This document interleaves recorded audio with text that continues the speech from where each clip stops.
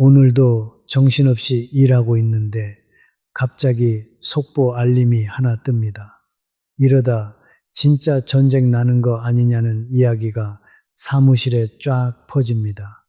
누군가는 지금이라도 퇴근해야 되는 거 아니냐고 농담 반 진담 반으로 묻습니다.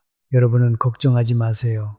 오늘 이 영상 하나만 제대로 보시면 전쟁이 나도 무엇을 어떻게 해야 하는지 대략의 그림이 그려지실 겁니다. 저는 북한과 비교적 가까운 지역에서 일을 하다 보니까 혹시라도 정말 전쟁이 나면 제일 먼저 위험해지는 거 아닌가 하는 상상을 자주 합니다. 그리고 그 상상은 늘 같은 질문으로 이어집니다. 만약에 정말로 한반도에서 전면전이 벌어진다면 우리는 그리고 우리 가족은 어떻게 되는 걸까요? 오늘은 이 질문 하나를 붙잡고 한국에서 전쟁이 일어났을 때 실제로 벌어지는 일들을 차근차근 짚어보려고 합니다. 교통, 통신, 돈, 식량, 병역, 그리고 교도소에 있는 사람들까지 국가라는 시스템이 전시에 어떻게 움직이는지 그 실체를 하나씩 뜯어보겠습니다. 미리 말씀드리면 이 영상은 핵무기나 대량 살상, 화학무기 사용은 배제한 재래식 전면전 상황을 가정합니다. 핵이 사용되는 순간부터는 사실 그 어떤 대비도 의미가 없어지기 때문입니다. 그러니 오늘은 딱 현실적으로 우리가 실제로 겪을 수 있는 상황에 집중하겠습니다. 준비되셨나요? 그럼 시작해 보겠습니다. 가상의 상황을 하나 그려보겠습니다. 어느 날 오후 사무실에 갑자기 공습 경보 사이렌이 울립니다. 북한의 군사 도발로 다수의 인명 피해가 발생했고 정부는 결국 북한과의 전면전을 선포합니다. 곧이어 방어 준비 태세와 경계 조치가 순차적으로 발령되고 전국의 군 장병들은 즉각 전투 준비 태세에 돌입합니다. 이렇게 한반도의 군사적 긴장이 높아질 때마다 언론에 자주 등장하는 단어가 있습니다. 바로 데프콘과 진돗개입니다. 많은 분들이 이 두 단어를 헷갈려 하시는데 오늘 명확하게 정리해 드리겠습니다. 먼저 데프콘입니다. 데프콘은 전국 단위로 발령되는 단계별 방어 준비 태세를 의미합니다. 총 5단계로 나뉘고 숫자가 낮을수록 전쟁에 임박한 심각한 상황을 뜻합니다. 5단계가 평상시라면 1단계는 사실상 전쟁 발발 직전 혹은 발발 상태라고 보시면 됩니다. 현재 우리나라는 통상적으로 4단계 수준을 유지하고 있습니다. 반면 진돗개는 조금 다릅니다. 진돗개는 총 3단계로 구성되어 있고 전국이 아니라 특정 발령 지역에만 한정해서 적용됩니다. 쉽게 말해서 데프콘이 나라 전체의 긴장도를 나타낸다면 진돗개는 특정 지역의 국지적인 경계 태세를 나타낸다고 이해하시면 됩니다. 자, 다시 상황으로 돌아가 보겠습니다. 전면전이 선포된 직후 많은 사람들은 본능적으로 가장 먼저 하나를 떠올립니다.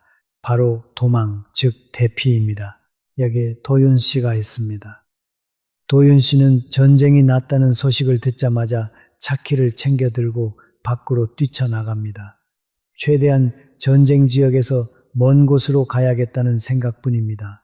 하지만 문을 열고 나온 순간 이미 도로는 비슷한 생각을 한 사람들의 차량으로 꽉 막혀 있습니다. 여기서 한 가지 중요한 사실을 말씀드려야 할 것 같습니다.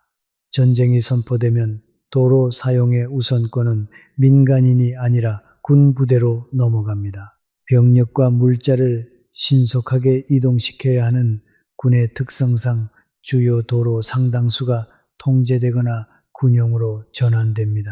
그러니까 자가용을 몰고 자유롭게 피난을 떠난다는 계획은 생각보다 훨씬 어려워질 수 있습니다. 버스나 배, 비행기도 마찬가지입니다. 전시에는 항구와 공항 역시 군수 물자와 병력 수송을 위해 우선 투입됩니다. 삼면이 바다로 둘러싸인 우리나라의 지리적 특성상 평상시라면 배나 비행기로 손쉽게 빠져나갈 수 있었겠지만 전시에는 이 경로들 역시 민간인에게 개방되지 않을 가능성이 높습니다. 냉정하게 말씀드리면 전면전 상황에서 국외로 신속하게 탈출할 수 있는 경로는 사실상 거의 없다고 봐야 합니다. 그렇다면 국가는 아무 대책도 없는 걸까요? 그렇지는 않습니다. 민방위 기본법에 따라 정부는 상황의 심각성에 맞춰 단계적으로 대피 계획을 실행합니다. 접경 지역이나 위험도가 높은 지역부터 순차적으로 소개령이 내려지고 지정된 대피소나 안전지역으로 이동하라는 안내가 방송과 재난 문자를 통해 전달됩니다. 다만 이 모든 과정이 개인의 자유의사에 따른 이동이 아니라 국가가 통제하는 체계적인 이동이라는 점을 기억해 두셔야 합니다. 이번에는 조금 더 현실적인 이야기를 해보겠습니다. 전쟁이라는 극단적 상황에서 국가가 개인의 이동의 자유보다 우선시하는 것은 결국 병력과 물자의 원활한 이동입니다. 이것이 사실은 조금 서운하게 느껴질 수도 있지만 생각해보면 당연한 일이기도 합니다. 전쟁에서 지면 개인의 자유는 그 다음 문제가 되어버리기 때문입니다. 그래서 전문가들은 이렇게 조언합니다. 평소에 거주 지역의 민방위 대피소 위치를 미리 확인해 두고 비상 배낭을 준비해 두는 것이 실질적으로 가장 현실적인 대비책이라고 말이죠. 물, 비상식량, 손전등, 라디오, 상비약, 그리고 신분증 사본 정도만 챙겨두어도 막상 상황이 닥쳤을 때 훨씬 침착하게 움직일 수 있습니다. 다음은 산업과 노동에 관한 이야기입니다. 전쟁이 나면 국가의 모든 자원이 전쟁 수행을 위해 재편성됩니다. 이때 핵심이 되는 법이 바로 국가 총동원령입니다. 전시에는 무기 생산 기업뿐만 아니라 식품, 에너지, 의약품, 자동차, 선박, 방송시설에 이르기까지 사실상 국가 운영에 필요한 거의 모든 산업 분야가 정부의 필요에 따라 동원될 수 있습니다. 쉽게 말하면 평소에는 각자의 사업을 하던 민간 기업들이 전시에는 정부의 지시에 따라 군수 물자를 생산하거나 필수 서비스를 유지하는 역할로 전환된다는 뜻입니다. 이때 해당 기업에서 일하던 노동자들 역시 자동으로 동원 대상에 포함됩니다. 예를 들어 자동차 부품을 만들던 공장이 군수품 생산으로 전환되면 그 공장의 직원들은 계속해서 그 자리에서 일을 하되 생산하는 물품과 노동의 성격이 완전히 달라지는 셈입니다. 여기에 더해 비상대비자원관리법이라는 것이 있습니다. 이 법에 따르면 만 19세부터 60세까지의 국민 중에서 특정 기술 자격증을 보유한 사람 혹은 전문 연구 인력은 비상대비 인력 자원으로 분류되어 전시에 동원될 수 있습니다. 용접, 전기, 통신, 의료, 물류 등 다양한 분야의 기술 인력이 여기에 해당할 수 있습니다. 세은 씨의 경우를 한번 생각해 보겠습니다. 세은 씨는 평소 전기 기술 자격증을 취득해 두었습니다. 본인은 단순히 취업에 도움이 될까 싶어 자격증을 땄을 뿐이지만 전시에는 이 자격증 하나 때문에 전력 복구나 통신 인프라 유지 인력으로 동원될 가능성이 생깁니다. 이렇게 개인이 가진 전문성이 전시에는 국가 운영의 톱니바퀴가 되어버리는 셈입니다. 이런 이야기를 들으면 조금 무섭게 느껴지실 수도 있습니다. 하지만 다르게 생각해보면 전문 기술을 가진 인력이 전시에도 필요한 자리에서 제 역할을 할 수 있다는 것은 그만큼 국가 시스템이 무너지지 않도록 하는 안전장치이기도 합니다.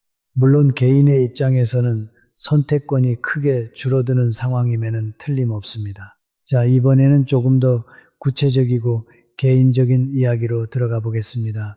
바로 자동차 이야기입니다. 여러분이 아무리 애지중지 아끼는 자동차를 가지고 계시더라도 전시에는 그 차를 나라에 내주어야 할 수도 있다는 사실을 알고 계셨나요? 이것을 차량 동원령이라고 부릅니다.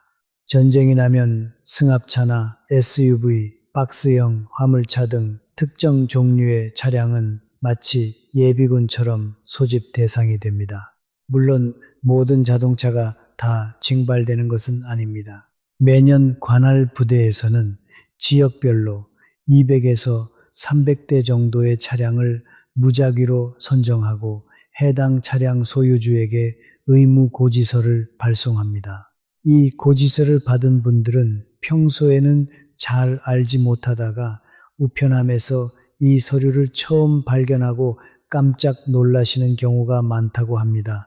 그렇다면 내 차를 절대로 내줄 수 없다면 어떻게 될까요? 안타깝게도 선택지가 그리 넉넉하지 않습니다.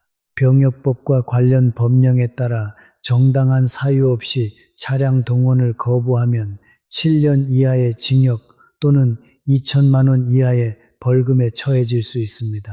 생각보다 처벌 수위가 상당히 무겁죠.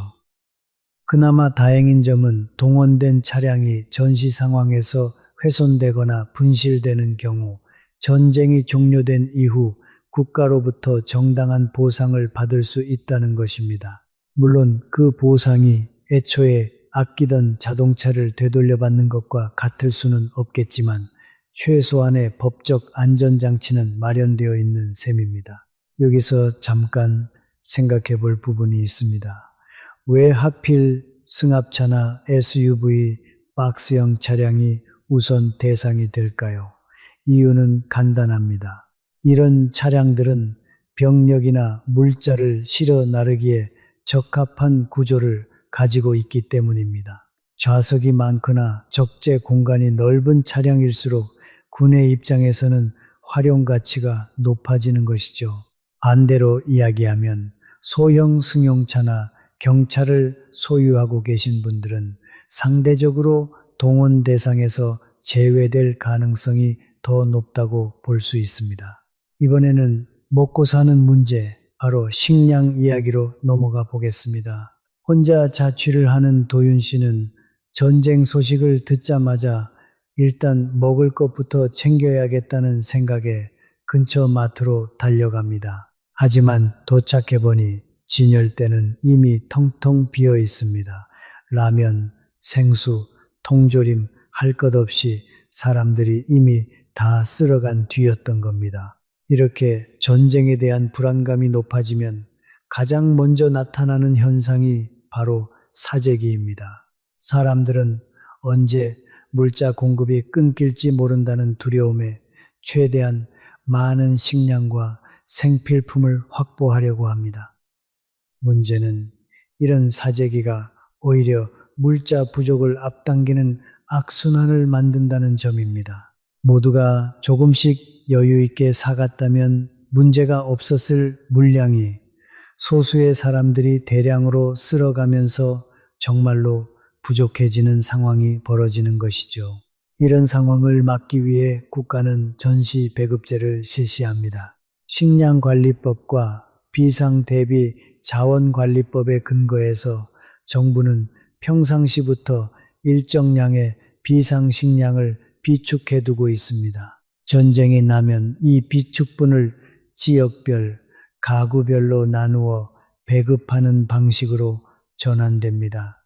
물론 배급제라는 것이 평소처럼 원하는 음식을 자유롭게 골라 먹을 수 있다는 의미는 아닙니다. 최소한의 생존을 유지할 수 있는 수준의 식량이 정해진 절차에 따라 지급되는 것이라고 이해하시면 됩니다. 현재 정부는 일정 기간 국민이 버틸 수 있을 만큼의 식량을 비축해 두고 있다고 알려져 있습니다. 다만 이것은 어디까지나 전쟁이 단기간에 끝난다는 전제하에 유효한 이야기입니다. 만약 전쟁이 장기화된다면 비축된 식량만으로 모든 국민을 감당하기는 현실적으로 쉽지 않을 것입니다. 그래서 전문가들은 각 가정에서도 최소 사나흘에서 일주일 정도 버틸 수 있는 비상식량을 평소에 준비해 두라고 권합니다. 여기서 조금 흥미로운 부분이 있습니다. 사재기와 배급제 사이에는 묘한 긴장 관계가 있습니다는 점입니다. 사재기를 하는 사람들은 국가의 배급 체계를 믿지 못해서 스스로 자원을 확보하려는 것이고, 국가는 이런 개별적인 행동이 오히려 전체 물자 공급의 균형을 깨뜨린다고 보는 것이죠. 결국 이 문제의 핵심은 신뢰입니다. 평소에 국가의 위기 대응 체계에 대한 신뢰가 높을수록 실제 위기 상황에서 사람들의 과도한 사재기 행동도 줄어들 가능성이 높습니다. 이번에는 많은 분들이 가장 궁금해하실 주제, 바로 돈 이야기입니다. 세은 씨는 이 와중에도 은행에 모아둔 돈이 전쟁으로 사라지는 건 아닐지 걱정이 앞섭니다. 평생 모은 적금과 예금이 하루아침에 사라진다면 그보다 끔찍한 일은 없을 테니까요. 다행히도 이 부분에 대해서는 우리나라 금융 시스템이 꽤 촘촘하게 대비를 해두고 있습니다. 국내 은행들은 천재지변이나 국가 비상사태를 대비해서 전국 각지의 데이터베이스를 분산해서 관리하고 있습니다. 특정 지역의 전산시설이 파괴되더라도 다른 지역에 백업된 데이터로 복구가 가능하도록 설계되어 있는 것이죠. 또한 매일 영업이 끝난 후에는 은행원들이 직접 고객의 거래 정보를 별도의 저장 장치에 백업하고 종이로 된 거래 전표와 함께 따로 보관하는 절차를 거칩니다. 이렇게 2중, 3중으로 안전장치를 마련해 두었기 때문에 은행에 예치해둔 재산 자체가 통째로 사라질 확률은 상당히 낮다고 볼 수 있습니다. 다만 실생활에서 불편함이 전혀 없을 것이라고 장담하기는 어렵습니다. 전쟁 상황에서는 통신망이나 전산망이 일시적으로 마비될 수 있고, 이 경우 카드 결제나 온라인 뱅킹이 원활하게 이루어지지 않을 가능성이 있습니다. 그래서 금융 전문가들은 비상 상황을 대비해서 어느 정도의 현금을 미리 확보해 두는 것이 현실적인 대비책이라고 조언합니다. 전쟁의 심각도에 따라 다르겠지만 비교적 안전한 후방 지역의 은행은 전쟁 중에도 정상적으로 영업을 이어갈 가능성이 높습니다. 인출, 송금, 대출과 같은 기본적인 금융 서비스도 어느 정도 유지될 수 있다는 것이죠. 다만 전쟁이라는 극단적 상황에서 대규모 예금 인출 사태, 즉 뱅크런이 발생할 위험도 함께 존재합니다. 이런 혼란을 막기 위해서 일정 금액 이상의 인출은 현금이 아니라 자기 압수표 등의 형태로 지급될 수 있습니다. 만약 전쟁 상황이 더욱 심각해진다면 최악의 경우 모든 예금 인출이 일시적으로 정지되고 국내외 송금 또한 전면적으로 제한될 가능성도 배제할 수 없습니다. 이것은 국가 경제 전체의 안정성을 지키기 위한 불가피한 조치이지만 개인의 입장에서는 상당히 답답하고 불안한 상황일 수밖에 없습니다. 그래서 평소에 전문가들이 공통적으로 강조하는 것이 하나 있습니다. 바로 여유 자금을 한 곳에만 몰아두지 말고 현금, 예금, 그리고 약간의 비상금을 나누어 관리하라는 것입니다. 이것은 비단 전쟁 상황뿐만 아니라 어떤 종류의 위기 상황에서도 통용되는 기본적인 재무관리 원칙이기도 합니다. 자, 이제 많은 남성분들이 가장 신경 쓰실 주제로 넘어가 보겠습니다. 바로 병역과 소집 문제입니다. 전쟁이 선포되면 군사교육을 받은 예비역들은 순차적으로 소집됩니다. 예비군으로 편성되어 있던 분들은 거주 지역 관할 부대의 지시에 따라 정해진 장소로 집결하게 됩니다. 아직 입대하지 않은 병역 의무자, 그러니까 현역 입영 대상자의 경우는 어떨까요?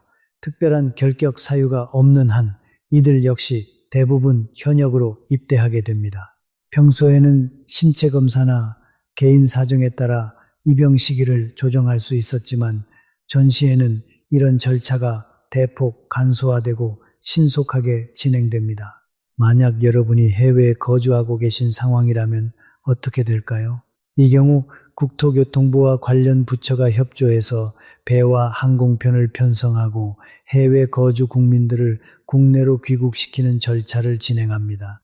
물론 모든 사람을 한 번에 신속하게 데려오는 것이 현실적으로 쉽지는 않겠지만 최소한 국가가 손을 놓고 있지는 않는다는 점은 알아두시면 좋겠습니다. 그렇다면 병역을 기피하면 어떻게 될까요? 병역법에 따르면 전시에 정당한 사유 없이 병역을 기피할 경우 최대 7년까지 징역에 처해질 수 있습니다. 평시에도 병역 기피는 무거운 범죄로 다루어지지만 전시에는 그 처벌 수위가 한층 더 엄격해집니다. 게다가 우리나라의 행정전산망과 주민등록 체계는 상당히 촘촘하게 구축되어 있기 때문에 병역 기피자를 완전히 숨기는 것은 현실적으로 매우 어렵습니다. 결국 붙잡히게 되어 있는 구조라면 차라리 정해진 절차에 따라 입대하는 편이 여러모로 낫다고 볼 수 있습니다. 이번에는 조금 특별한 케이스를 살펴보겠습니다. 바로 교도소에 수감되어 있는 사람들입니다. 전쟁이 나면 이들도 예비군처럼 소집되어 전투에 투입될까요?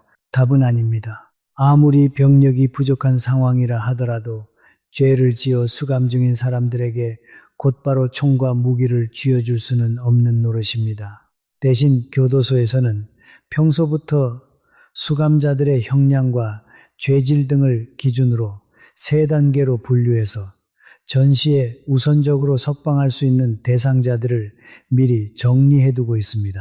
이것을 조건부 석방 혹은 전시 가석방이라고 부릅니다. 쉽게 말해서 비교적 경미한 범죄를 저지른 수감자들의 경우 전쟁이라는 국가적 위기 상황에서 단계적으로 사회로 돌려보내는 조치가 이루어질 수 있다는 것입니다. 다만 여기서 오해하시면 안 되는 부분이 있습니다. 이것은 어디까지나 전시 상황에 한정된 임시 조치일 뿐 해당 수감자의 형량 자체가 사라지는 것은 아닙니다. 전쟁이 끝나고 나면 석방되었던 사람들은 다시 자발적으로 교도소로 돌아와야 하는 의무가 있습니다. 만약 이 의무를 이행하지 않으면 탈옥죄가 추가로 적용되어 더 무거운 처벌을 받게 됩니다.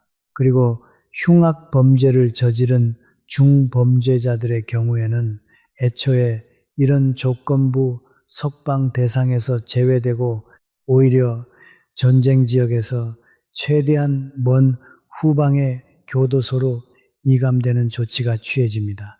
자, 잠깐 숨을 고르고 넘어가겠습니다. 지금까지 도로와 교통, 산업과 노동, 차량, 식량, 금융, 그리고 병역과 수감자 문제까지 살펴봤습니다.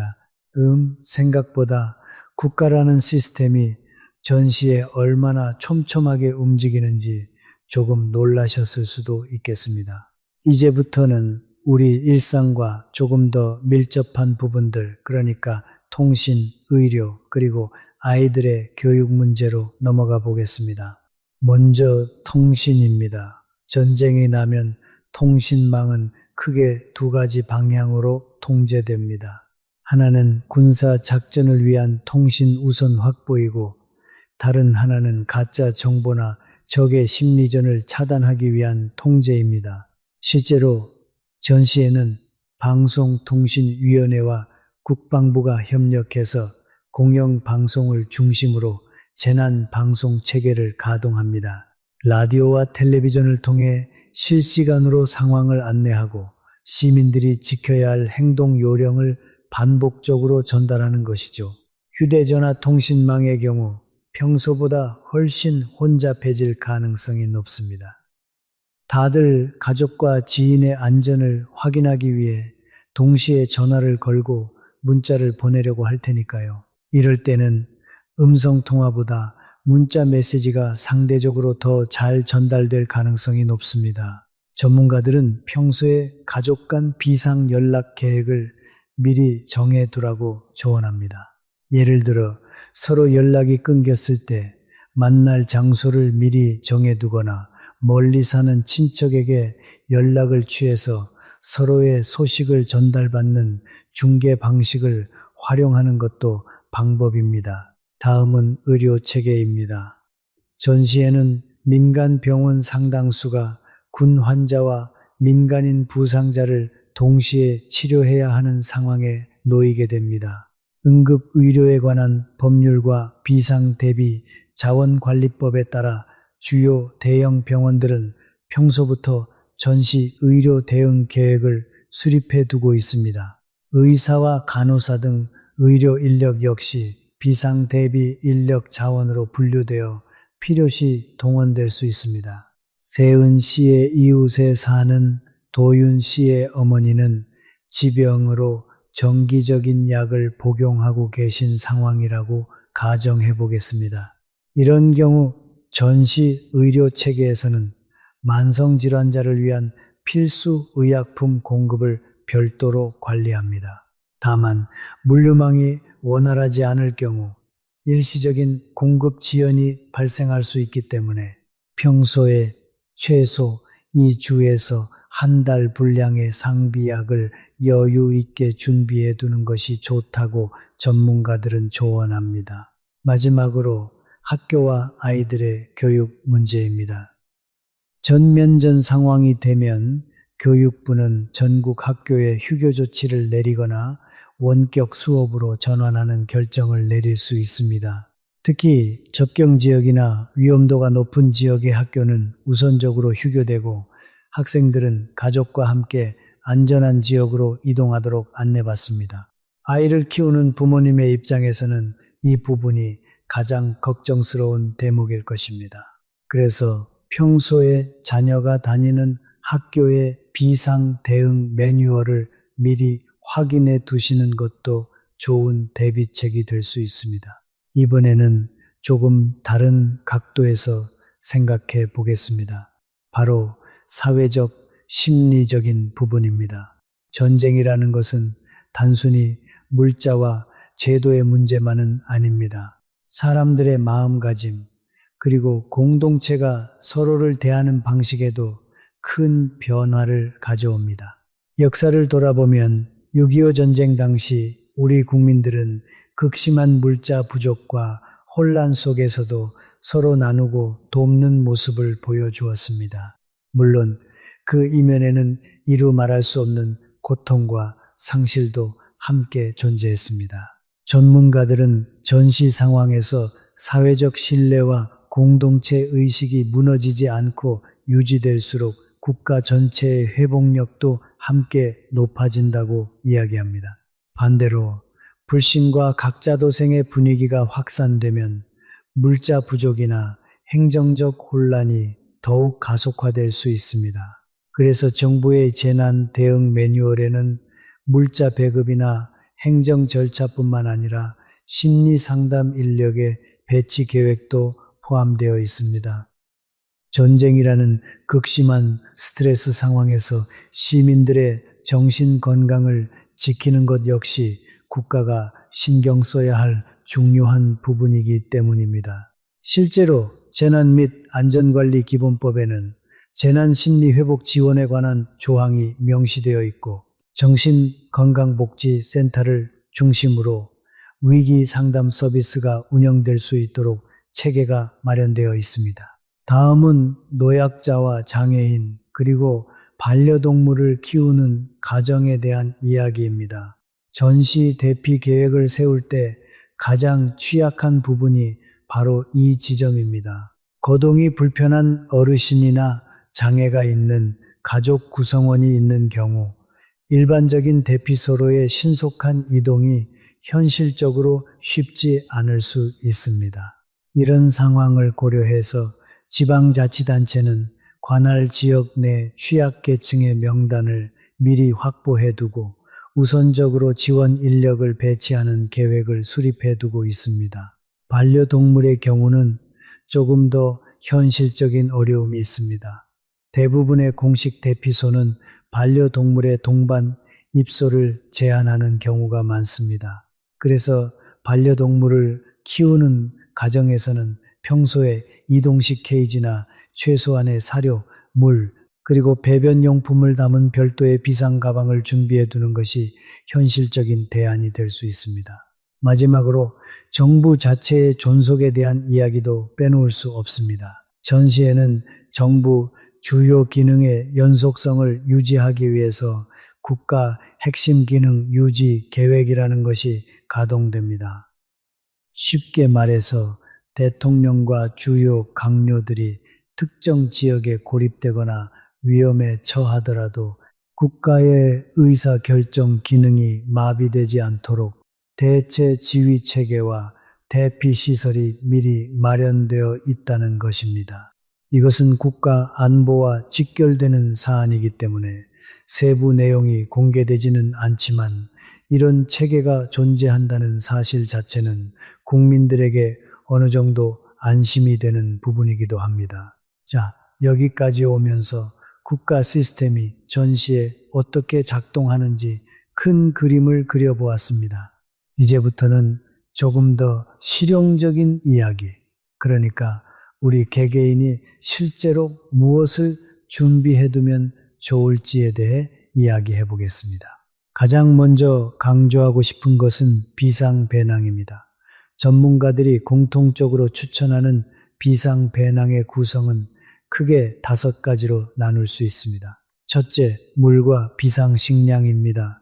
1인당 최소 사흘치의 생수와 장기 보관이 가능한 통조림, 건조식품을 준비해 두는 것이 좋습니다.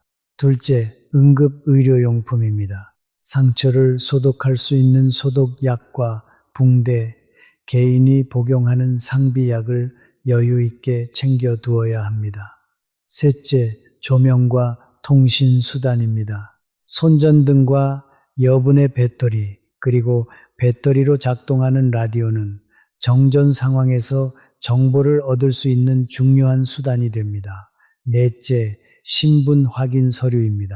신분증, 가족관계 증명서, 보험 증서 등의 사본을 방수 파일에 담아두면 유사시 신원 확인이나 행정 처리에 큰 도움이 됩니다. 다섯째, 현금입니다. 앞서 말씀드린 것처럼 전산망이 마비될 가능성을 고려해서 소액권 위주로 어느 정도의 현금을 마련해 두는 것이 좋습니다. 두 번째로 강조하고 싶은 것은 가족 간 비상 연락 계획입니다. 전쟁이 나면 가족이 서로 다른 장소에 흩어져 있을 가능성이 높습니다. 부모님은 집에, 자녀는 학교나 회사에 있을 수 있고 통신망마저 원활하지 않을 수 있습니다.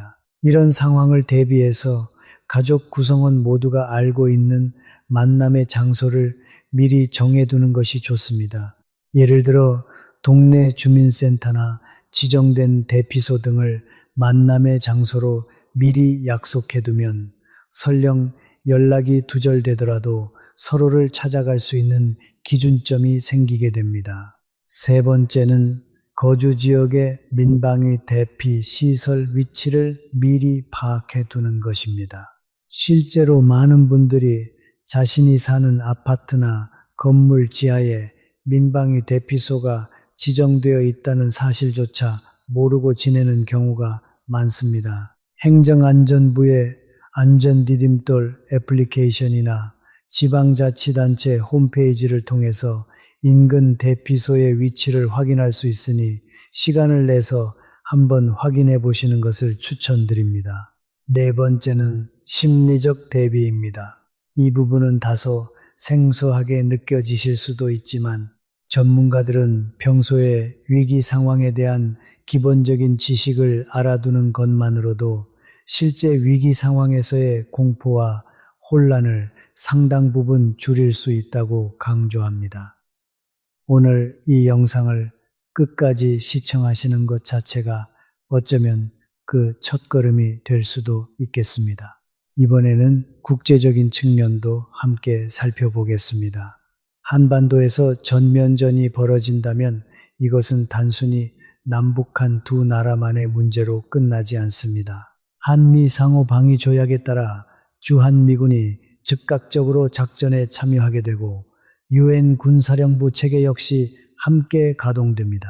실제로 정전협정 체제 아래에서 유엔 군사령부는 여전히 법적으로 존속하고 있으며 유사시 다국적 지원 체계가 작동할 수 있는 근거가 마련되어 있습니다.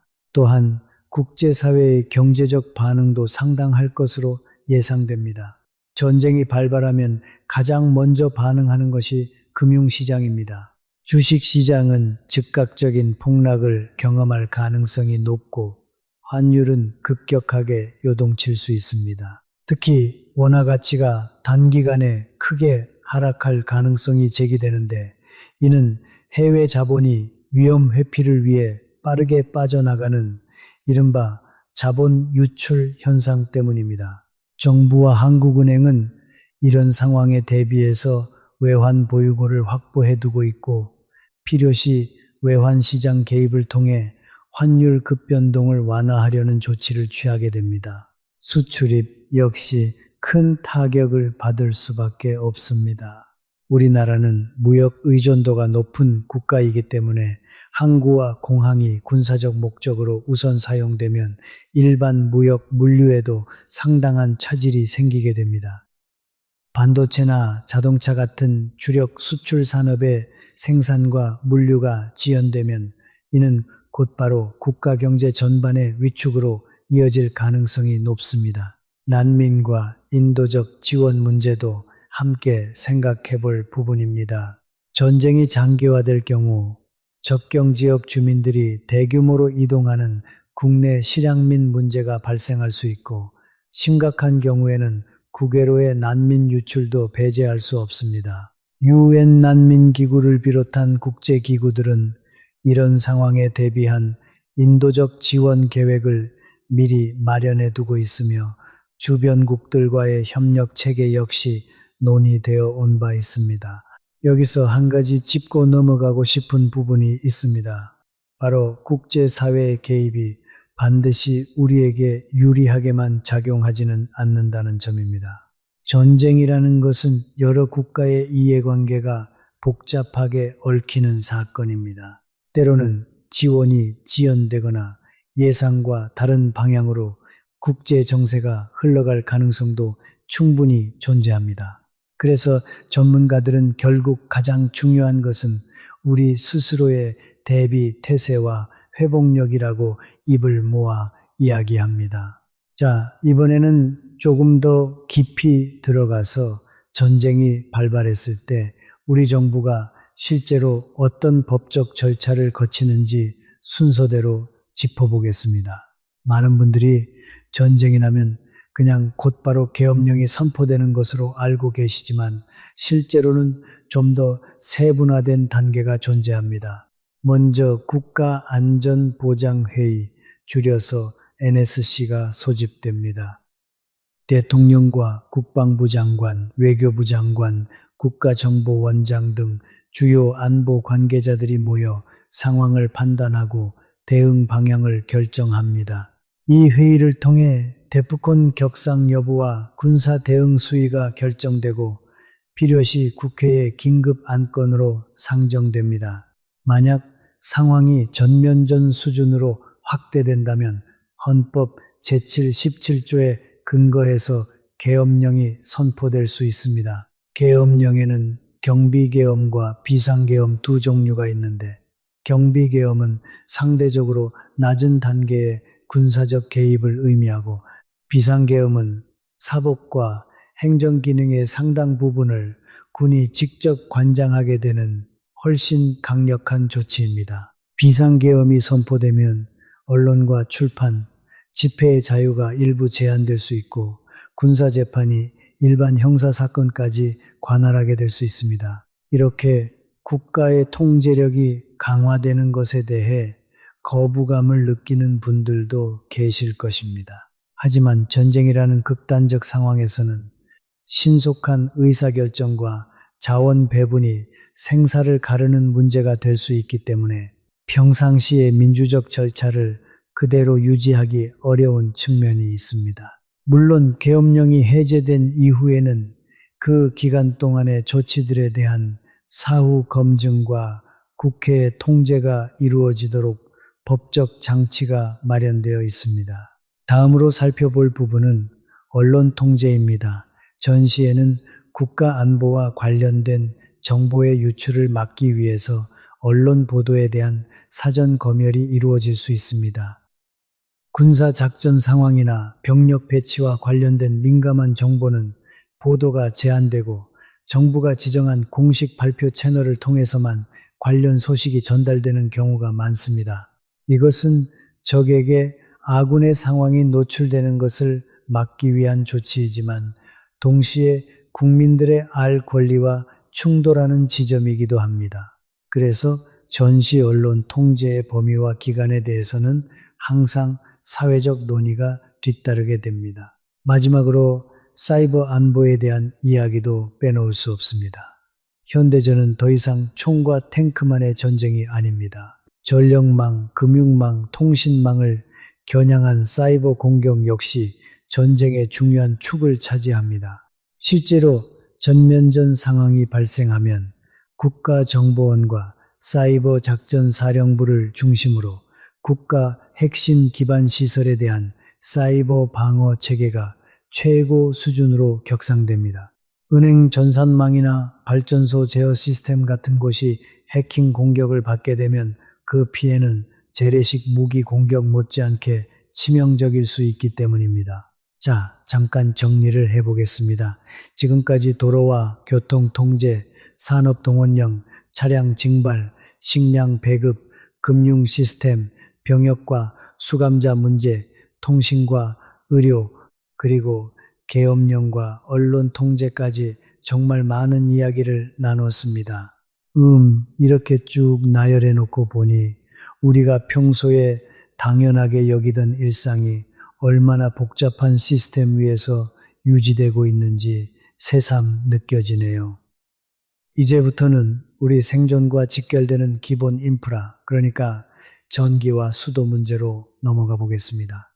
전기 공급부터 살펴보겠습니다. 전쟁이 나면 발전소와 송전망은 적의 최우선 공격 목표 중 하나가 됩니다. 전력망이 마비되면 병원, 통신, 물류 등 사실상 모든 사회 기능이 함께 멈춰버리기 때문입니다. 이런 위험성을 알기 때문에 한국전력을 비롯한 관련 기관들은 평소부터 주요 발전 시설에 대한 방호 체계를 구축해 두고 있고 일부 발전 시설은 지하화되거나 분산 배치되어 있습니다. 그럼에도 불구하고 전면전 상황에서는 일부 지역의 정전이 불가피할 가능성이 높습니다. 이런 상황을 대비해서 병원이나 주요 공공기관은 자체 비상발전기를 갖추고 있고 일반 가정에서도 손전등이나 보조 배터리 같은 최소한의 대비를 해두는 것이 좋습니다. 수도 공급도 마찬가지로 중요한 문제입니다. 정수장이나 상수도관이 손상되면 식수 공급에 심각한 차질이 생길 수 있습니다. 이 때문에 지방자치단체는 비상급수 계획을 마련해 두고 있고 급수차를 통한 이동식 물 공급이나 비상급수 시설 운영 계획이 지역별로 수립되어 있습니다. 다만 이런 비상급수 체계 역시 실제 전면전 상황에서 얼마나 원활하게 작동할지는 미지수인 부분이 있기 때문에 각 가정에서 최소 사나흘 분량의 생수를 미리 확보해 두시는 것을 다시 한번 강조드리고 싶습니다. 이번에는 조금 다른 이야기를 해보겠습니다. 바로 직장인들의 현실적인 고민입니다. 도윤 씨는 이런 생각을 합니다. 전쟁이 나면 회사는 어떻게 되는 걸까? 월급은 계속 나올까? 이 질문에 대한 답은 사실 회사가 어떤 업종에 속해 있는지에 따라 크게 달라집니다. 앞서 말씀드린 것처럼 방위산업이나 필수 공익사업, 통신, 에너지 관련 기업들은 전시에 오히려 더 바쁘게 가동될 가능성이 높습니다. 이 경우 임금 지급 역시 국가 총동원령에 근거해서 정부와 기업 간의 별도 계약을 통해 보장되는 구조를 가지게 됩니다. 반면 관광, 요식업, 소매업처럼 전시 생존에 필수적이지 않은 업종은 사실상 영업이 크게 위축되거나 중단될 가능성이 높습니다.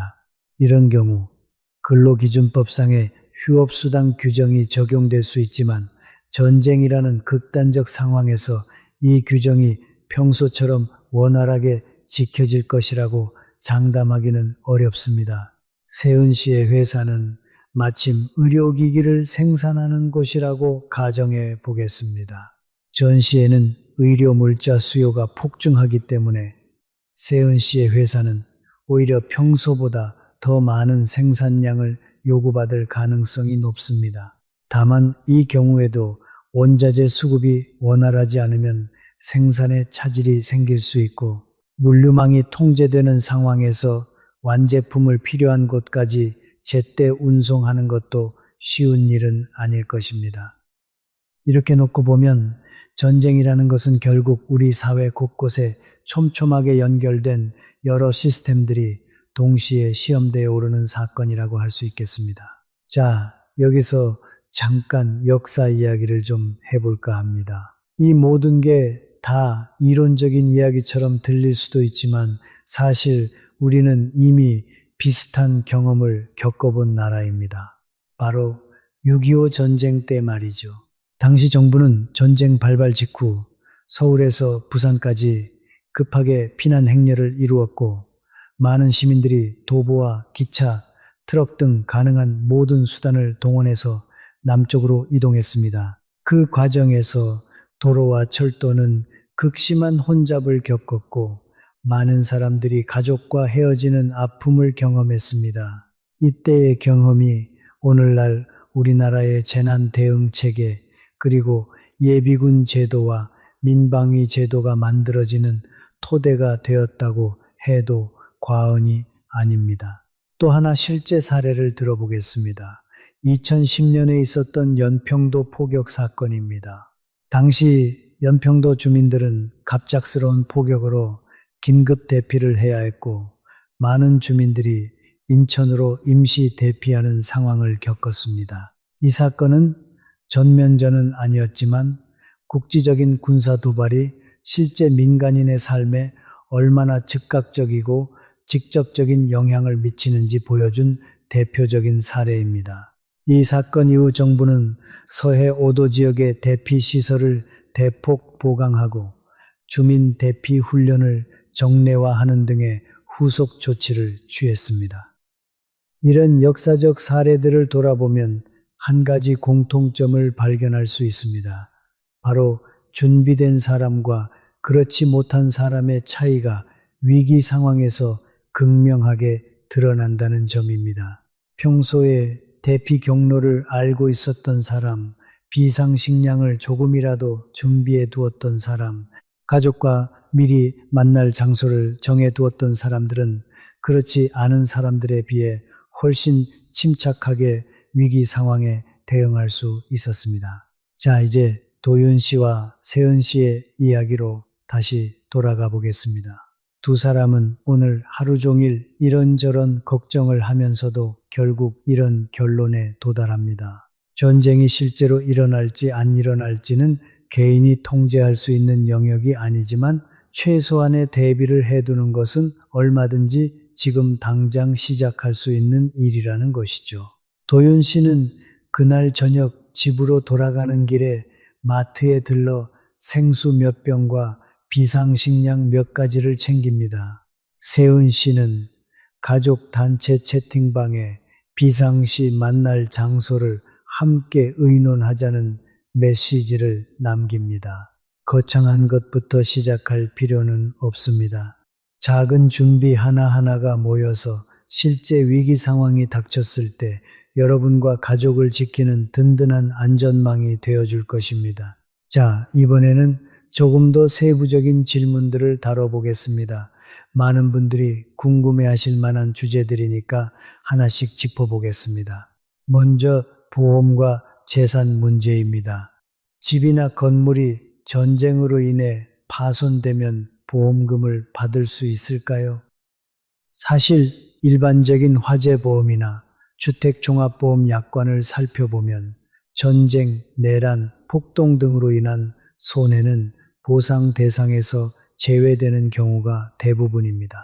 이것을 전쟁 면책 조항이라고 부릅니다. 보험회사 입장에서는 전쟁이라는 대규모 재해가 발생하면 감당할 수 없는 수준의 보험금 지급 요청이 폭증할 수 있기 때문에 애초에 이런 상황을 보장 범위에서 제외해 두는 것입니다. 다만 국가에서는 별도로 전쟁 피해 보상에 관한 특별법을 제정해서 국민들의 재산 피해를 일정 부분 지원하는 절차를 마련해 두고 있습니다. 물론 이 지원이 실제 피해 규모를 온전히 메워주지는 못할 가능성이 높습니다. 다음은 문화재와 국가유산 보호 문제입니다.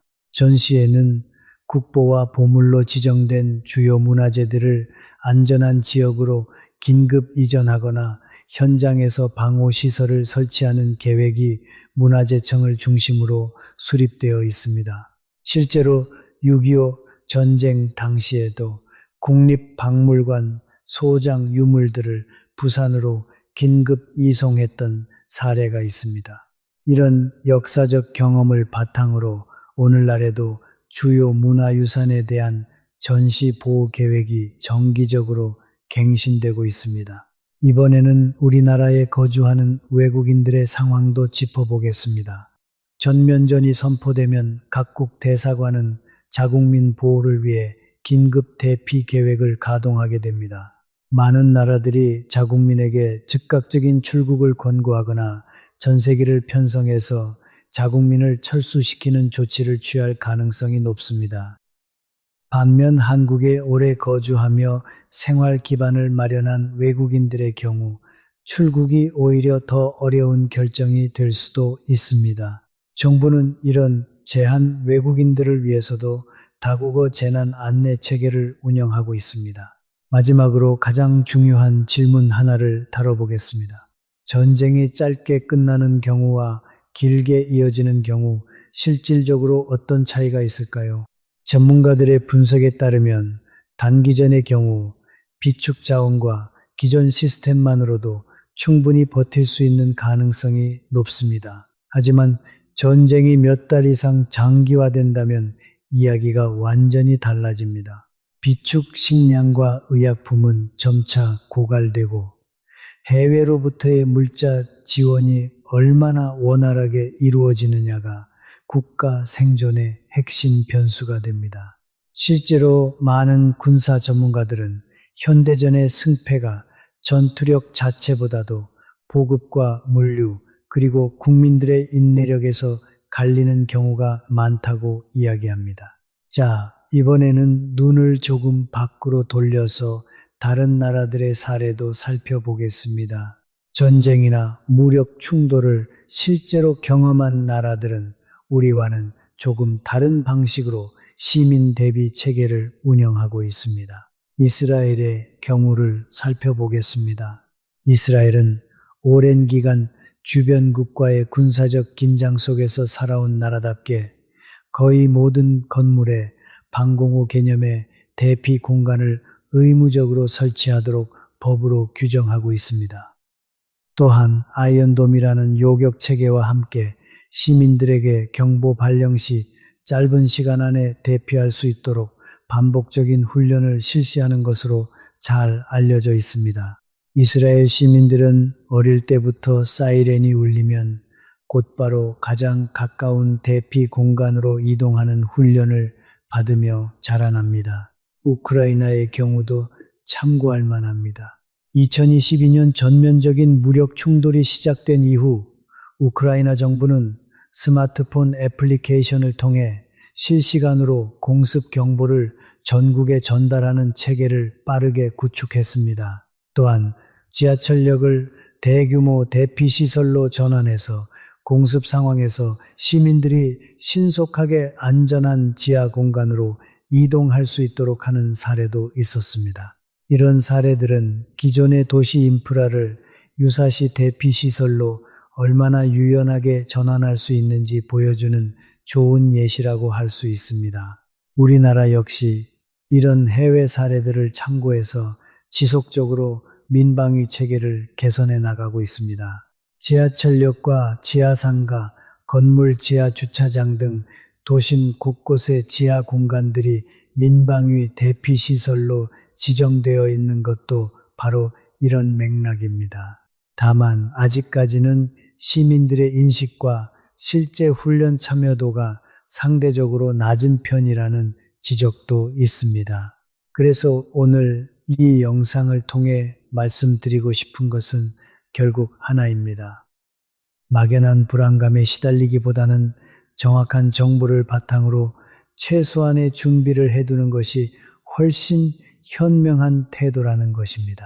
전쟁이라는 것은 일어나지 않는 것이 가장 좋겠지만 만약의 상황에 대비해서 우리가 할 수 있는 일들을 하나씩 점검해 두는 것, 그것이 바로 오늘 이 영상이 여러분께 전하고 싶은 핵심 메시지입니다. 자, 여기서 하나 짚고 넘어가고 싶은 것이 있습니다. 전쟁에 대해 많은 분들이 잘못 알고 계신 오해들입니다. 첫 번째 오해는 전쟁이 나면 바로 다음날 모든 것이 완전히 멈춰버릴 것이라는 생각입니다. 실제로는 그렇지 않습니다. 전쟁이 선포된다고 해서 하루아침에 사회 시스템 전체가 정지하는 것이 아니라 앞서 말씀드린 것처럼 단계적으로 통제와 동원이 이루어집니다.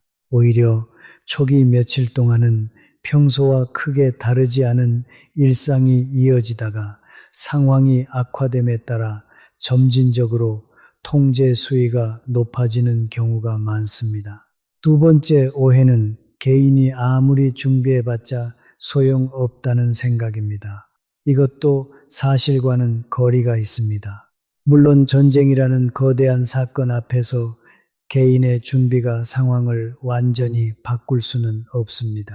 하지만 앞서 살펴본 연평도 포격 사건이나 다른 여러 재난 사례들을 보면 평소에 최소한의 준비를 해둔 사람들이 실제 위기 상황에서 훨씬 더 침착하고 안전하게 대응할 수 있었다는 사실이 반복적으로 확인됩니다.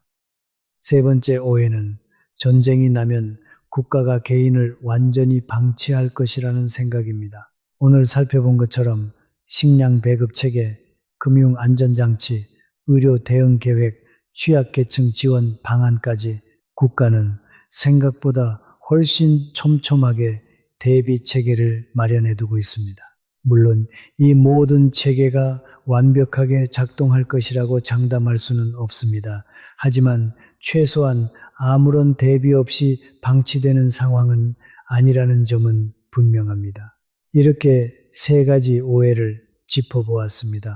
결국 우리가 오늘 이 영상을 통해 얻어가야 할 것은 막연한 공포가 아니라 정확한 이해에 기반한 침착한 대비 자세일 것입니다. 이번에는 조금 특수한 직업군에 대한 이야기를 해보겠습니다. 바로 경찰과 소방관 그리고 공무원들입니다. 전쟁 상황에서 이분들의 역할은 평소보다 훨씬 막중해집니다. 경찰의 경우 전시에는 치안 유지뿐만 아니라 계엄 업무 지원, 교통 통제, 그리고 필요시 군과의 합동작전 지원 임무까지 수행하게 됩니다. 평소 지구대나 파출소 단위로 운영되던 경찰 조직은 전시에 더욱 중앙 집중적인 지휘 체계로 전환되고 비상근무 체제에 돌입하게 됩니다. 소방관과 응급구조대원들 역시 마찬가지입니다. 공습이나 폭격으로 인한 화재와 인명구조 수요가 급증할 것이기 때문에 평시보다 훨씬 많은 인력이 현장에 투입되고 근무 강도 역시 크게 높아질 수밖에 없습니다. 일반 공무원들의 경우도 예외는 아닙니다. 특히 행정안전부나 지방자치단체 소속 공무원들은 비상 대비 업무를 담당하는 부서를 중심으로 주민 대피 안내, 구호 물자 배급, 피해 상황 파악 등의 업무를 수행하게 됩니다. 평소 민원 업무를 처리하던 공무원들도 전시에는 재난 대응 인력으로 전환되어 투입될 가능성이 높습니다. 이번에는 학생들과 청년층을 위한 조언도 함께 드리고 싶습니다. 아직 병역 의무를 마치지 않은 청년분들이라면 평소 예비군 훈련이나 민방위 교육을 그저 귀찮은 의무 정도로 여기지 마시고 실제 유사시에 도움이 될 수 있는 실질적인 지식을 습득하는 기회로 활용하시길 권해드립니다. 기본적인 응급처치법, 소화기 사용법, 그리고 재난문자 확인 습관 정도만 평소에 익혀두어도 위기 상황에서 훨씬 더 능동적으로 대응할 수 있습니다. 대학생이나 사회 초년생들의 경우 자취를 하는 경우가 많기 때문에 가족과 떨어져 혼자 위기 상황을 맞이할 가능성이 높습니다. 이런 분들일수록 오늘 말씀드린 비상 배낭 준비와 가족 간 비상 연락 계획이 더욱 중요해집니다. 특히 자취방에 최소한의 비상 식량과 손전등 정도는 미리 구비해 두시길 권해드립니다. 이번에는 정보와 관련된 이야기를 좀 더 해보고 싶습니다. 바로 가짜 정보, 즉 허위 정보의 문제입니다. 전쟁이라는 극도의 혼란 속에서는 정확한 정보만큼이나 위험한 것이 바로 가짜 뉴스와 유언 비어입니다. 실제로 전시 상황에서는 적국이 심리전의 일환으로 의도적인 허위 정보를 유포하는 경우가 많습니다. 특정 지역이 이미 함락되었다거나 특정 인물이 사망했다는 식의 근거 없는 소문이 통신망을 타고 빠르게 퍼질 수 있습니다. 이런 정보에 휩쓸리면 불필요한 공포와 혼란이 가중되고 잘못된 판단으로 오히려 더 위험한 상황에 스스로를 노출시킬 수도 있습니다. 그래서 전문가들은 위기 상황일수록 공식 채널을 통한 정보 확인을 최우선으로 삼으라고 강조합니다. 행정안전부의 재난문자, 공영방송의 재난특보, 그리고 지방자치단체의 공식 발표 등이 가장 신뢰할 수 있는 정보원입니다. 반대로 출처가 불분명한 소셜미디어 게시물이나 지인을 통해 전해들은 확인되지 않은 소문은 아무리 그럴듯하게 들리더라도 곧바로 믿고 행동에 옮기기보다는 한 번 더 확인하는 신중함이 필요합니다. 이번에는 종교단체와 지역 공동체의 역할도 짚어보고 싶습니다. 역사적으로 전쟁이나 재난 상황에서 교회, 사찰, 성당 등 종교시설과 마을회관, 주민센터 같은 지역 공동체 시설들은 임시 대피소나 물자 나눔의 거점 역할을 해온 경우가 많습니다. 공식적인 국가 대피 체계와는 별도로 이런 자생적인 공동체 지원 네트워크가 실제 위기 상황에서 큰 힘을 발휘하는 경우가 적지 않습니다. 이웃과의 평소 관계, 그리고 지역 공동체에 대한 관심이 결국 위기 상황에서 서로를 지켜주는 또 하나의 안전망이 될 수 있다는 점 꼭 기억해 두시면 좋겠습니다. 자, 이제 오늘 다룬 내용들을 하나씩 정리해 보는 시간을 가져보겠습니다. 내용이 워낙 많았기 때문에 핵심만 다시 한번 짚고 넘어가겠습니다. 첫째, 데프콘과 진돗개입니다. 데프콘은 전국 단위의 5단계 방어 준비 태세이고 진돗개는 특정 지역에 한정된 3단계 경계 태세라는 점 기억하시죠. 둘째, 교통과 이동입니다.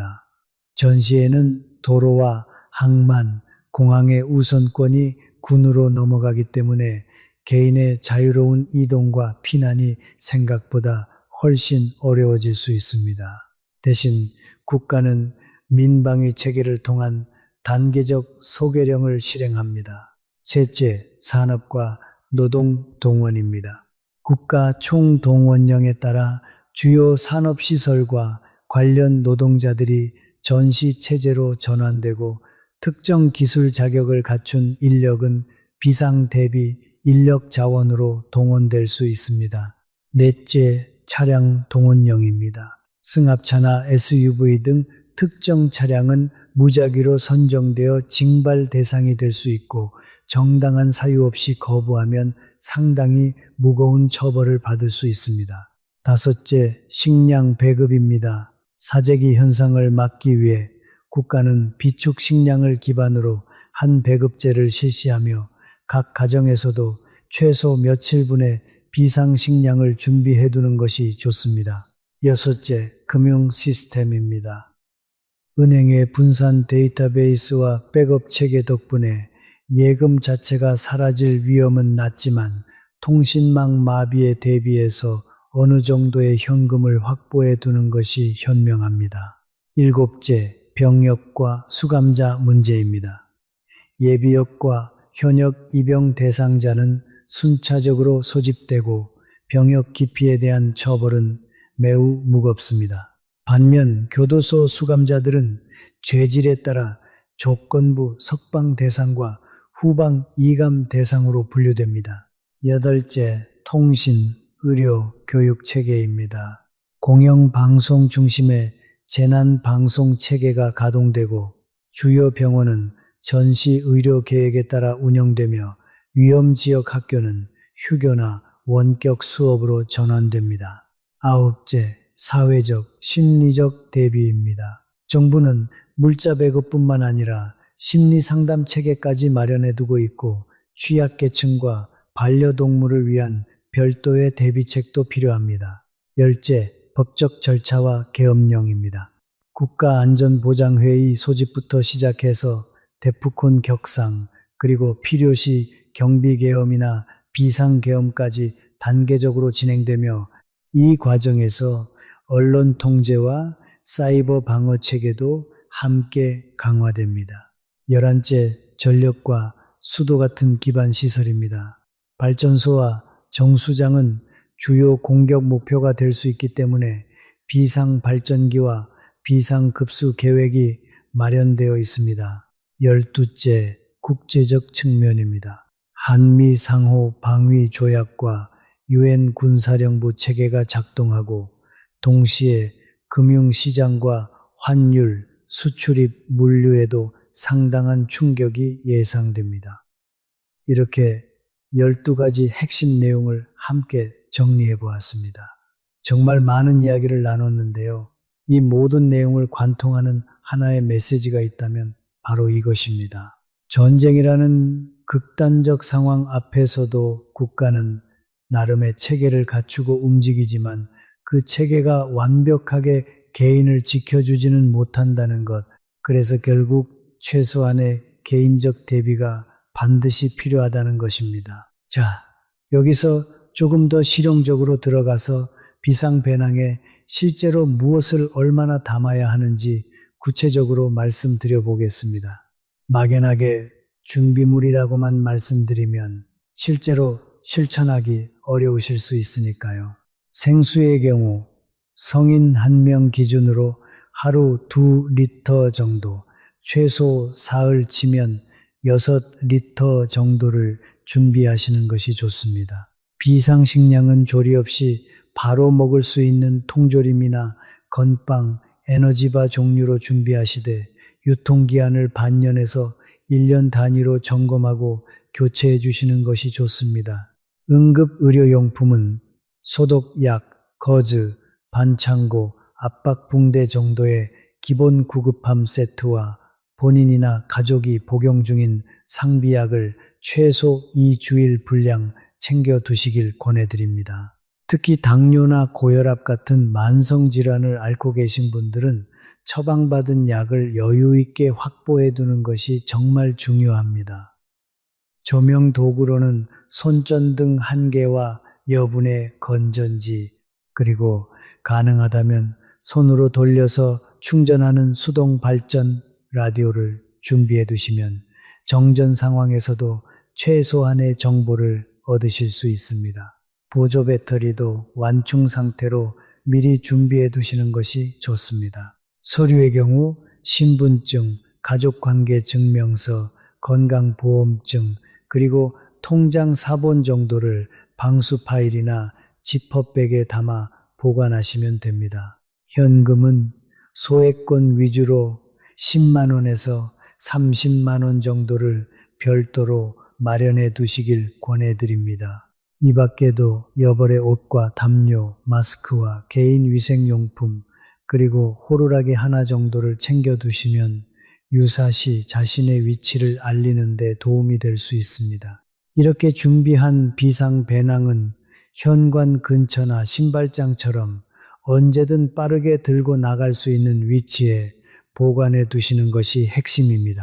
한 가지만 더 말씀드리겠습니다. 이 모든 준비물을 한 번에 다 갖추려고 하면 부담스럽게 느껴지실 수 있습니다.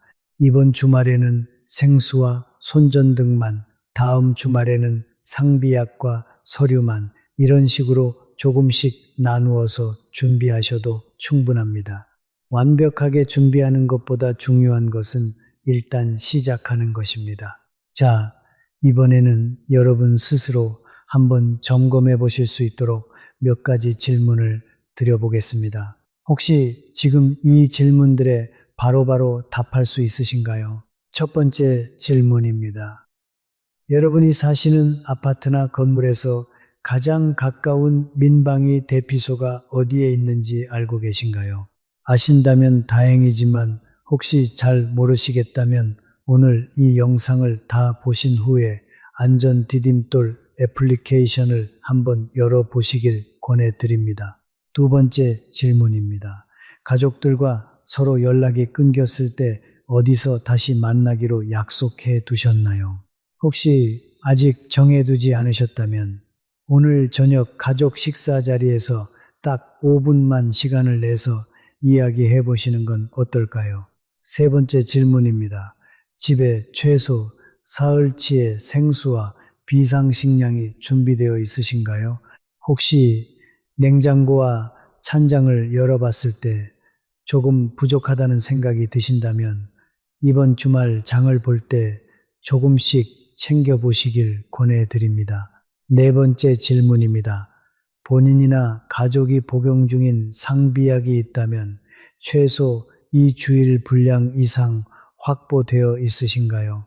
이 부분은 특히 만성질환을 앓고 계신 어르신이 계신 가정에서는 꼭 한번 점검해 보셔야 할 부분입니다. 이렇게 네 가지 질문에 대해 하나라도 아니오라는 답이 나오셨다면 오늘 이 영상이 여러분께 조금은 의미 있는 시간이 되었기를 바랍니다. 완벽하게 준비된 사람은 아마 거의 없을 것입니다. 다만 이런 질문들을 스스로에게 던져보는 것 자체가 이미 대비의 첫걸음이라고 할 수 있습니다. 이번에는 어린 자녀를 키우는 부모님들을 위한 조언을 조금 더 자세히 드려보겠습니다.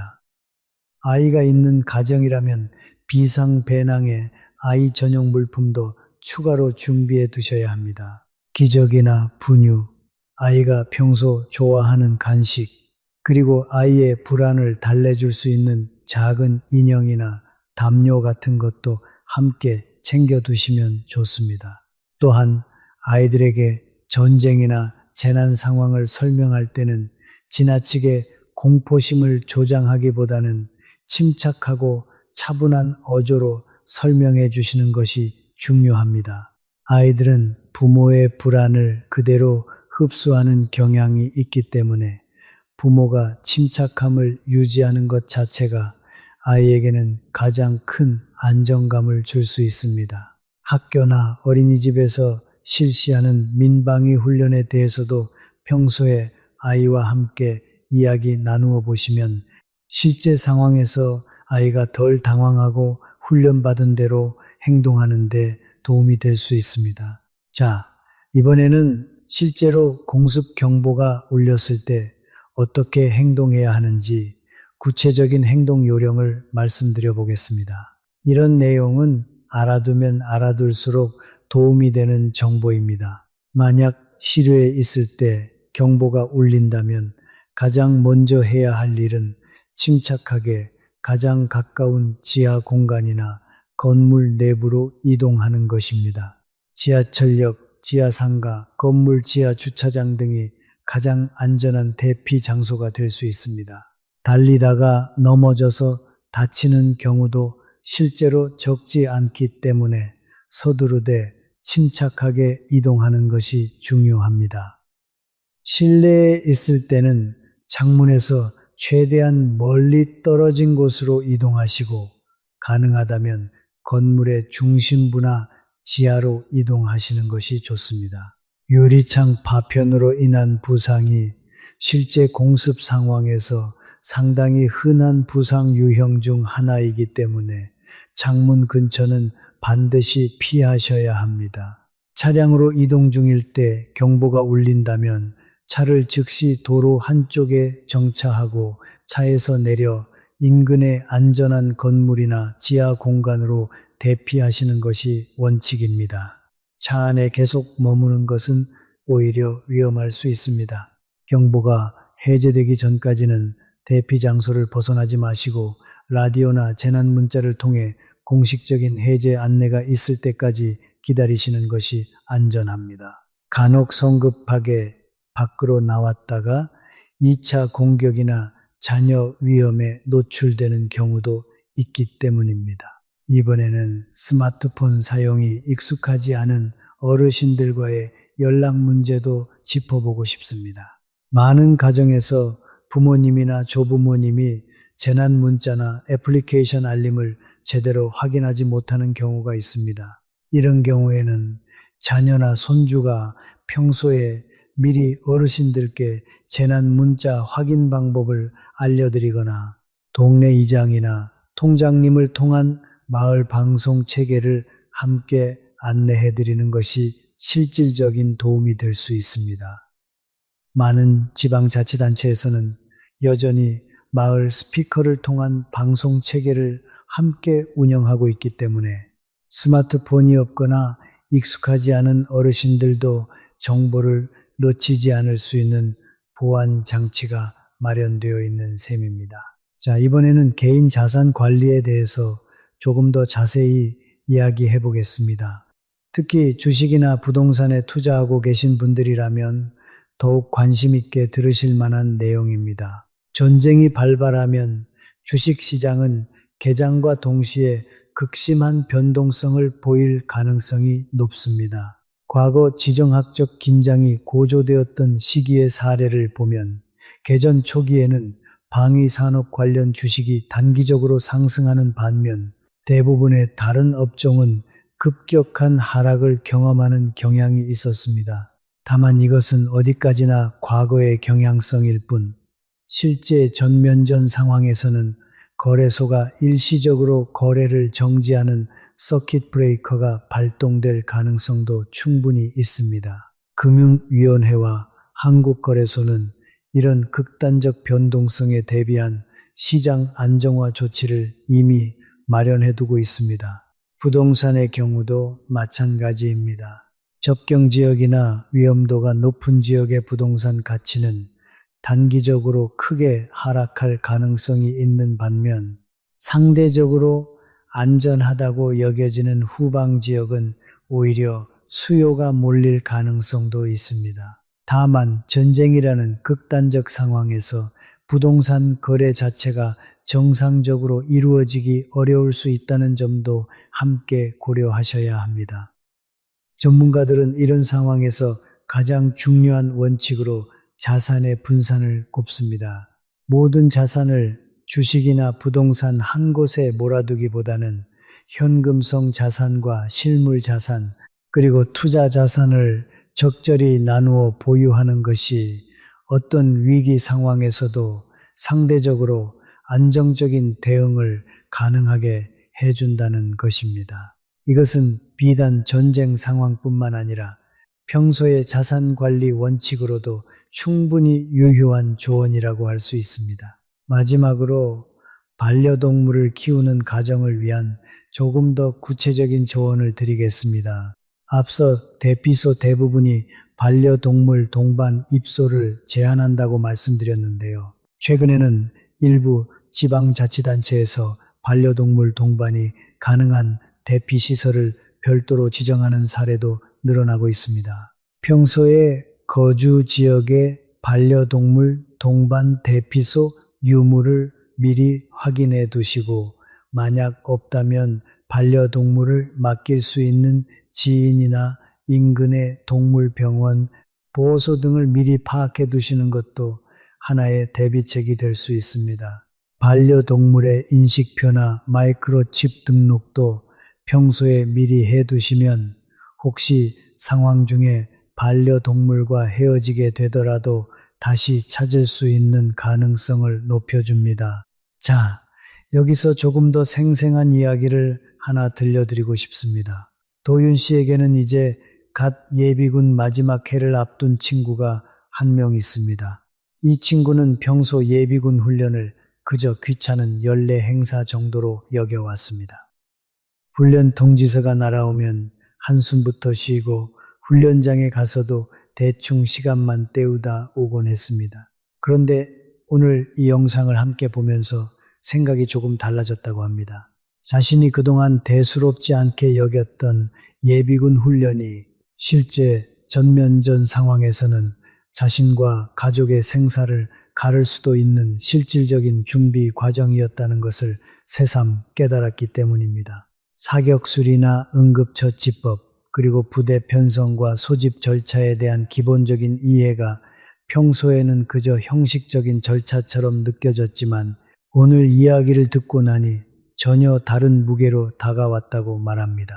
이 이야기를 통해 말씀드리고 싶은 것은 결국 우리가 평소에 당연하게 여기던 여러 제도와 훈련들이 사실은 국가가 오랜 시간 축적해온 위기 대응 체계의 일부라는 점입니다. 민방위 훈련, 예비군 훈련, 그리고 각종 재난 대응 매뉴얼들이 그저 번거로운 행정 절차가 아니라 실제 위기 상황에서 우리를 지켜줄 수 있는 소중한 자산이라는 사실을 다시 한번 생각해 보셨으면 합니다. 이번에는 학교와 대학의 상황도 짚어보겠습니다.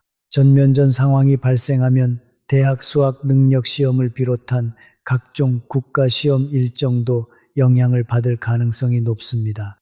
실제로 전쟁 위기가 고조되었던 과거 사례들을 보면 주요 국가고시나 채용 시험 일정이 연기되거나 지역별로 분산 시행되는 등의 조치가 취해진 바 있습니다.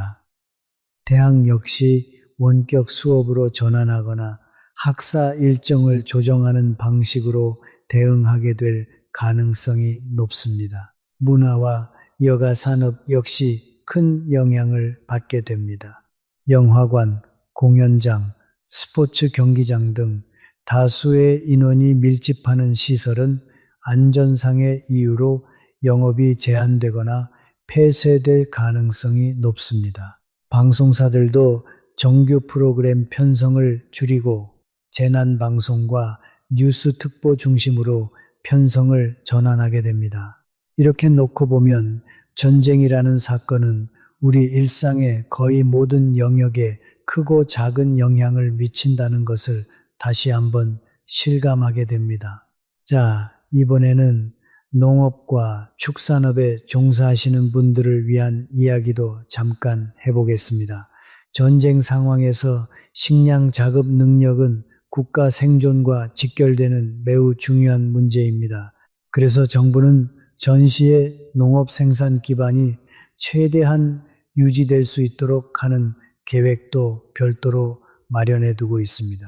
농지와 농기계, 비료 등 농업 생산에 필요한 자원은 원칙적으로 식량 생산을 위해 우선적으로 보호받는 대상으로 분류됩니다. 다만 접경 지역이나 전투가 벌어지는 지역의 농가는 불가피하게 생산 활동을 중단하고 대피해야 하는 상황에 놓일 수 있습니다. 이런 경우를 대비해서 후방 지역의 농업 생산량을 확대하거나 비축 종자와 사료를 활용한 대체 생산 계획도 함께 검토되고 있습니다. 축산 농가의 경우 가축의 이동이나 처분이 쉽지 않다는 특수성이 있기 때문에 지역 농협과 지방자치단체를 통한 별도의 지원 체계가 마련되어 있습니다. 이번에는 가정에서의 에너지 사용, 특히 난방과 취사 문제에 대해서도 짚어보겠습니다. 전시의 전력 공급이 불안정해지면 많은 가정에서 난방과 취사에 어려움을 겪을 수 있습니다. 특히 겨울철에 전쟁이 발발한다면 난방 문제는 생존과 직결되는 심각한 사안이 될 수 있습니다. 이런 상황에 대비해서 가정에서는 부탄가스나 휴대용 가스버너처럼 전기에 의존하지 않는 취사 도구를 미리 준비해 두시는 것이 좋습니다. 또한 두꺼운 담요와 방한용품을 여유 있게 갖춰 두시고 실내 보온을 위해 창문 틈새를 미리 점검해 두시는 것도 도움이 됩니다. 다만 밀폐된 공간에서 가스버너나 숯을 사용할 경우 일산화탄소 중독의 위험이 있기 때문에 반드시 환기가 가능한 상태에서 사용하셔야 한다는 점은 꼭 기억해 두시길 바랍니다. 이렇게 농업과 에너지 문제까지 살펴보았습니다. 정말 다양한 분야에서 국가와 개인이 함께 대비를 해 나가야 하는 것이 바로 전쟁이라는 상황이라는 것을 오늘 영상을 통해 다시 한번 느끼셨을 것이라 생각합니다. 자, 마지막으로 한 가지만 더 말씀드리고 마무리해 보겠습니다. 바로 전쟁이 끝난 이후 우리 사회가 어떻게 일상으로 복귀하는지에 대한 이야기입니다. 전쟁이 종료되면 가장 먼저 이루어지는 절차 중 하나가 바로 동원 해제입니다. 소집되었던 예비군과 병력들은 순차적으로 원래의 일상으로 복귀하게 되고 징발되었던 차량과 시설물은 앞서 말씀드린 보상 절차를 거쳐 소유주에게 반환되거나 정당한 보상이 이루어집니다. 조건부 석방되었던 수감자들은 약속된 대로 다시 교정시설로 복귀해야 하는 절차를 밟게 됩니다. 계엄령이 해제되면 언론과 집회의 자유 등 제한되었던 기본권들도 순차적으로 회복됩니다. 이 과정에서 계엄 기간 동안 이루어졌던 여러 조치들에 대한 국회와 사법부의 사후 검증 절차도 함께 진행됩니다. 이것은 국가 권력이 위기 상황을 명분으로 과도하게 남용되지 않도록 하는 중요한 견제 장치이기도 합니다. 경제적으로는 전쟁으로 인한 피해 복구와 재건 사업이 본격화됩니다. 파괴된 기반 시설을 복구하고 피해를 입은 국민들에게 보상과 지원을 제공하는 과정에는 상당히 오랜 시간이 소요될 수 있습니다. 실제로 6.25 전쟁 이후 우리나라가 완전한 경제 재건을 이루기까지 수십 년의 시간이 걸렸다는 역사적 사실을 떠올려 보시면 전쟁의 상처가 얼마나 깊고 오래 가는지 짐작하실 수 있을 것입니다. 그래서 오늘 이 영상의 결론은 이렇습니다. 전쟁은 일어나지 않는 것이 가장 좋습니다. 이것은 그 어떤 대비책보다도 중요한 대전제입니다. 하지만 만약의 상황에 대비해서 우리가 할 수 있는 최소한의 준비를 해두는 것, 그리고 국가의 위기 대응 체계가 어떻게 작동하는지 정확히 이해해두는 것은 막연한 불안감을 줄이고 실제 위기 상황에서 더 침착하게 대응할 수 있게 해주는 든든한 밑거름이 될 것입니다. 자, 이번에는 지역별로 상황이 어떻게 달라질 수 있는지도 짚어보겠습니다. 전쟁이라는 것이 전국 어디서나 똑같은 강도로 체감되는 것은 아니기 때문입니다. 접경지역, 그러니까 파주, 연천, 철원, 고성처럼 휴전선과 가까운 지역은 가장 먼저 위험에 노출될 가능성이 높습니다. 이런 지역은 평소부터 민방위 훈련 참여율이 높고 주민들 상당수가 이미 대피 경로와 절차에 익숙한 편입니다. 실제로 접경 지역 주민들은 포성이나 사이렌 소리에 비교적 신속하게 반응하는 훈련이 몸에 배어 있는 경우가 많다고 합니다. 수도권의 경우는 조금 다른 문제를 안고 있습니다. 인구 밀집도가 매우 높기 때문에 실제로 대규모 대피가 필요한 상황이 발생하면 이동 자체가 물리적으로 매우 어려워질 수 있습니다.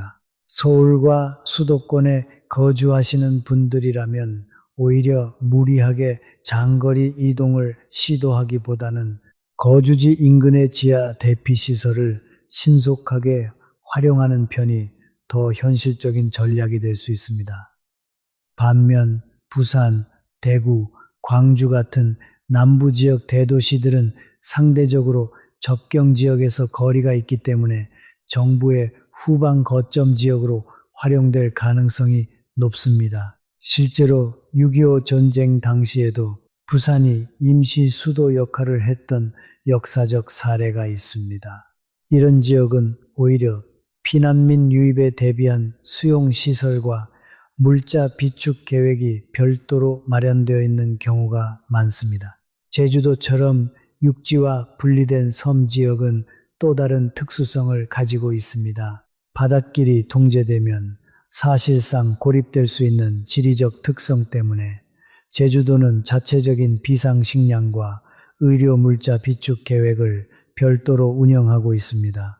도서 지역에 거주하시는 분들이라면 육지와의 연결이 끊길 가능성까지 염두에 두고 조금 더 여유 있는 비상 물자를 준비해 두시는 것이 좋습니다. 이렇게 거주 지역에 따라 실제로 체감하게 될 위험의 종류와 강도가 상당히 다르다는 점, 그리고 그에 맞춰 대비의 초점도 조금씩 달라져야 한다는 점을 꼭 기억해 두시면 좋겠습니다. 자, 영상을 마무리하기 전에 시청자분들이 댓글로 자주 남겨주실 만한 질문 몇 가지를 미리 정리해서 답변 드려보겠습니다. 질문 하나, 여성도 전시에 동원될 수 있나요? 현재 병역법상 여성은 현역 입영 의무 대상은 아니지만 본인이 지원한 여군이나 특정 전문 기술을 보유한 경우에는 비상 대비 인력 자원으로 동원될 수 있습니다. 특히 의료, 통신, 행정 분야의 전문 인력이라면 성별과 관계없이 동원 대상에 포함될 가능성이 있습니다. 질문 둘, 다문화 가정이나 이주 배경을 가진 국민들도 동일하게 적용되나요? 대한민국 국적을 가진 국민이라면 병역법과 관련 법령이 원칙적으로 동일하게 적용됩니다. 다만 이중국적자의 경우 국적 선택 시점에 따라 병역 의무 적용 여부가 달라질 수 있으므로 개인별로 병무청을 통해 정확한 확인이 필요합니다. 질문 셋, 반려동물이 아니라 소나 돼지 같은 가축을 키우는 경우는 어떻게 되나요?